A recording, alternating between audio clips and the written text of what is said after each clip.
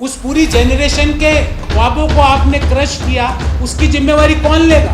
और आज राजनीति करने आ गए कि 2018 से लेकर 23 तक भारत के पेपर लीक की राजधानी राजस्थान बना था। उस समय के तत्कालीन शिक्षा मंत्री को राहुल गांधी ने तो प्रमोट किया। दुनिया का एक ऐसा राज्य बता दो जिसने 5 साल में 19 प्रमुख परीक्षाओं के पेपर लीक हुए। वो अशोक गहलोत की सरकार में हुए और उस समय का शिक्षा मंत्री गोविंद सिंह डोटासरा था। हम ये कतई नहीं चाहते कि जेन जी और जेन वाई इन भारत विरोधी ताकतों के दुष्चक्र में फंसे। केंद्रीय शिक्षा मंत्री धर्मेंद्र प्रधान ने इस्तीफा दे दिया है। उन्होंने कहा है कि मैं जिम्मेदारी से पीछे नहीं हट रहा हूँ।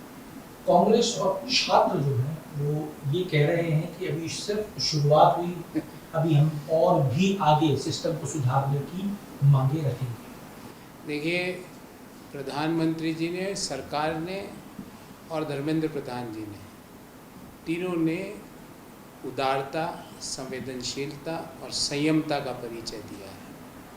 और क्यों दिया है कि जो हमारा जेन जी है, हमारा जेन वाई है, जिसको हम मिलेनियल्स कहते हैं, वो विकसित भारत का जो 2047 का संकल्प है उसका सबसे मजबूत आधार है। हम ये कतई नहीं चाहते कि जेन जी और जेन वाई इन भारत विरोधी ताकतों के दुष्चक्र में फंसे।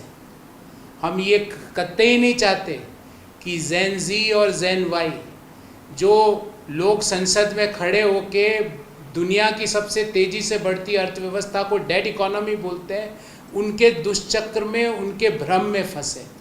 हम चाहते हैं कि जेन जी है, जेन वाई है, वो जेन एक्स हो, बेबी बूमर्स हो, वो सारी जनरेशन्स 2047 और जेन अल्फा, ये सारी जनरेशन 2047 के विकसित भारत के संकल्प को पूरा करें। पर हमने देखा कि भारत के विकास के विरोधी ताकतें, जो ताकतें भारत के विकास को हजम नहीं कर सकती है, वो इन लोगों के कंधों पर बंदूक रख के गोली चलाने का प्रयास कर रही थी।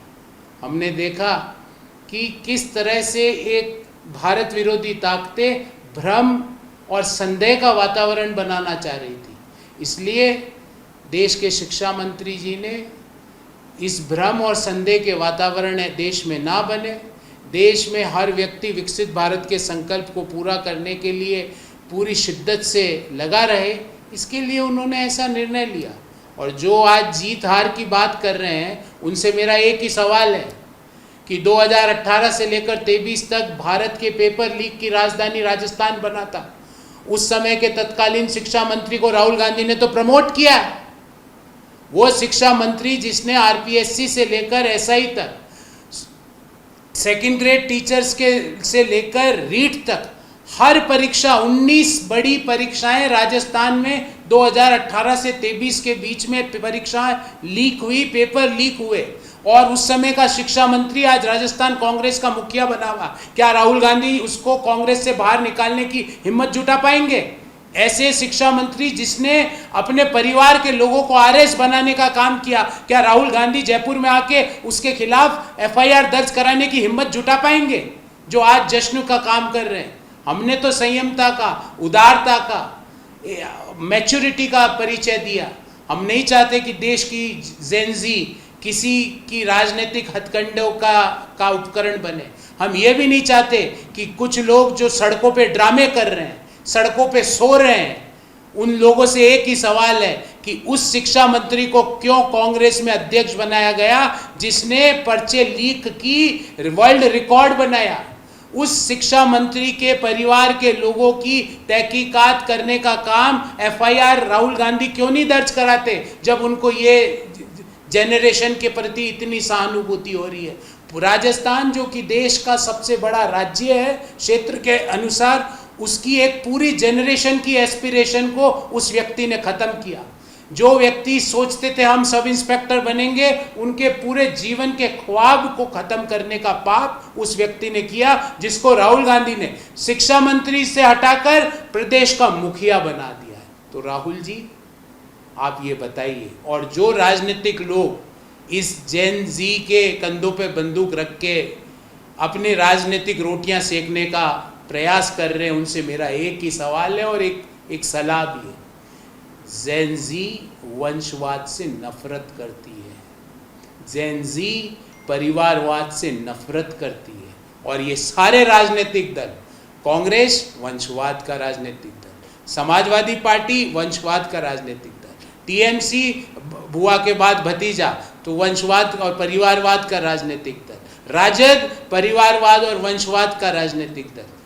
इन राजनीतिक दलों को ना तो जेन एक्स ने एक्सेप्ट किया, ना जेन वाई ने किया, ना जेन जी कर रहा है, ना जेन अल्फा जेन बीटा आगे करेगा। इसलिए आपका कुछ नहीं होना है राहुल जी, आप भले सड़कों पे लूट लो, आप राजनीतिक ड्रामेबाजी कर लो, आपके प्रति गंभीरता जब आएगी जब आप पेपर लीक के सरदार, राजस्थान के तत्कालीन शिक्षा मंत्री जो आज राजस्थान कांग्रेस का मुखिया बना बैठा है, उसको कांग्रेस से आप बाहर निकालेंगे तो कुछ गंभीरता आएगी आपके बात में। दूसरी, आप तुरंत जयपुर आइए और अपने नाम से एक एफआईआर दर्ज कराइए कि एक शिक्षा मंत्री के परिवार के आसपास के लोग, चाचा का लड़का, काका का लड़का, भाई का लड़का, जवाई का भाई, ये सब लोग आरएस कैसे बन गए, ये सारा फॉर्मूला राजस्थान और देश के युवाओं को दिलवाइए उस शिक्षा मंत्री से।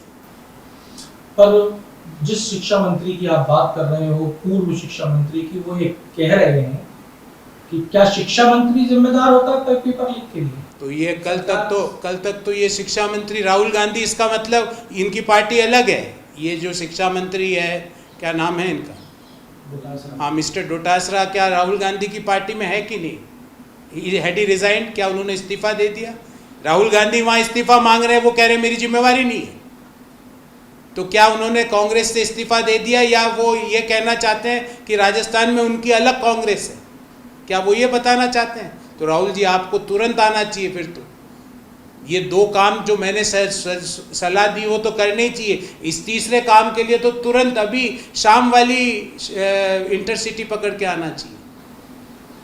ये भी कहा जा रहा है कि जब राजस्थान में पेपर लीक हुआ, उसके बाद राजस्थान की उस समय की सरकार ने तुरंत एक्शन में आते हुए एक मजबूत कानून बनाया। आज जो, अरे भाई 19 पेपर लीक कैसे हुए? मजबूत कानून था तो 19 प्रमुख परीक्षाओं के पेपर लीक हुए। आरपीएससी के मेंबर्स को किस तरह से पैसे ले लेके अपॉइंट किया गया, और तत्कालीन मुख्यमंत्री का मनी बैग का हैंडलर वहां आरपीएससी के मेंबर्स को नियुक्त करता था। या राजस्थान के लोग भूले नहीं है उन चीजों को। अभी भी आरपीएससी मेंबर्स कई तो जेल में और कई के खिलाफ जांच चल रही है, और उनको अपॉइंट करने वाला व्यक्ति मुख्यमंत्री के पैसों की हैंडलिंग करता था। तो ये भूल गए क्या हम लोग? कानून क्या होता है? 19 पेपर लीक कैसे हो गए 5 साल में? हमने जैसे ही पेपर लीक का हमें पता चला, नीट का, तुरंत री एग्जाम करा के एग्जाम का रिजल्ट भी डिक्लेयर कर दिया, मेरिट लिस्ट भी ट्रू एंड फेयर तरीके से जारी हो गई। इसको कहते हैं संवेदनशीलता। संवेदनशीलता कहते हैं कि जैसे ही इस तरह के इश्यू आया, प्रधानमंत्री जी स्वयं जैन जी से बात करने इंस्टा पर आए और उन्होंने कहा कि फास्ट ट्रैक कोर्ट बना के ये सारे गिरोह के लोगों के खिलाफ कड़ी से कड़ी और त्वरित कार्रवाई हो सके, ऐसा काम किया। इसको कहते हैं गंभीरता, इसको कहते हैं जैन जी की एस्पिरेशंस को समझना, इसको कहते हैं मैच्योरिटी ऑफ गवर्नेंस। ये 19 पेपर लीक वाले आज भाषण दे रहे हैं। एक राज्य बता दो ऐसा, मैं चुनौती देता हूं, एक दुनिया का, भारत छोड़ दीजिए, दुनिया का एक ऐसा राज्य बता दो जिसने 5 साल में 19 प्रमुख परीक्षाओं के पेपर लीक हुए। वो अशोक गहलोत की सरकार में हुए और उस समय का शिक्षा मंत्री गोविंद सिंह डोटासरा था। क्या उनके ऊपर क्या जिम्मेवारी है? हमने तो निर्णय लिया, हमने तो नीट की परीक्षा दोबारा करा के मेरिट लिस्ट भी जारी करी, पर जो लोग उस समय आरएस बने और जो योग्य लोग नहीं बन पाए, उसकी जिम्मेवारी कौन लेगा? उस पूरी जेनरेशन के ख्वाबों को आपने क्रश किया, उसकी जिम्मेवारी कौन लेगा? और आज राजनीति करने आ गए, सड़कों पर राजनीतिक ड्रामेबाजी की नौटंकी करने आ गए। इसीलिए हमने ये निर्णय लिया, शिक्षा मंत्री जी ने, देश के शिक्षा मंत्री जी धर्मेंद्र प्रधान जी ने ये निर्णय लिया कि देश की युवा शक्ति विकसित भारत के संकल्प की सबसे बड़ी नींव है, और इस युवा शक्ति को किसी भी प्रकार के भ्रम में, हम उसके दुष्चक्र में हम नहीं डाल सकते। इसके लिए जो कुर्बानी है वो हम दे देंगे, पर युवा शक्ति देश के विकसित भारत के संकल्प को पूरा करेगी।